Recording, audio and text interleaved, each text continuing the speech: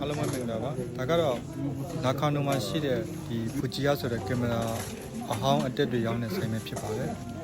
ဈေးကတော့ဂျပန်နိုင်ငံမှာအရင်တက်တာတော့ဗောနော်ဒီဂျပန်ရဲ့နံပါတ်1ဆိုတဲ့ဆိုင်ပဲဖြစ်ပါတယ်ပစ္စည်းကတော့အများကြီးရှိတယ်ဗျ accessory တွေရောအများကြီးရှိတယ်ကလို့ဝယ်ချင်တာပဲဖြစ်ဖြစ်လေးလာချင်တာပဲဖြစ်ဖြစ်တွားကြည့်လို့ရပါတယ်ဗီဒီယိုကင်မရာတွေ drone တွေအများကြီးရှိပါတယ်ဈေးကတော့အစားစားပေါ့နော်ဒီရန်3-5တောင်းကနေစပြီးတော့မှရန်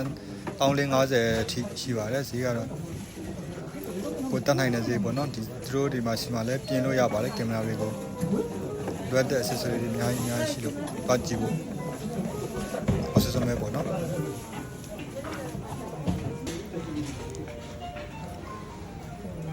ကျွန်တော်ဝယ်တော့လည်းဒီရပဲဝယ်တာပါကင်မရာဝယ်တော့ဈေးတက်တာတဲ့အတွက်ကြောင့်ပေါ့နော်ဒီမှာဆိုတော့တွားကြည့်မယ်ဆိုရင်ဆိုင်ရတော့လူကတော့အမြဲရှုပ်နေတာပေါ့နော်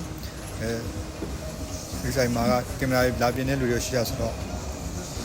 ဒီလူကတော့ရှုပ်တယ်တခြားလေးဖန်တို့ကြည့်ပြီးတော့မှကင်မရာတွေပါရွေးပေါ့နော်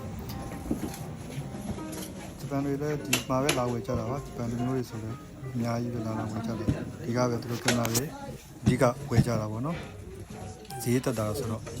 ခြားမှာဝယ်မယ်ဆိုရင်ဈေးကတူတူနဲ့ကြီးတာပေါ့နော်ဒါတော့ပင်းရင်းဆိုတဲ့ပုံစံမျိုးပေါ့အဲ့တော့ဒီမှာပဲတွားဝယ်ဖို့အဆင်ပြေတယ်ပေါ့နော်လိုချင်တာကိုတနေရာထဲမှာအစုံရတာပေါ့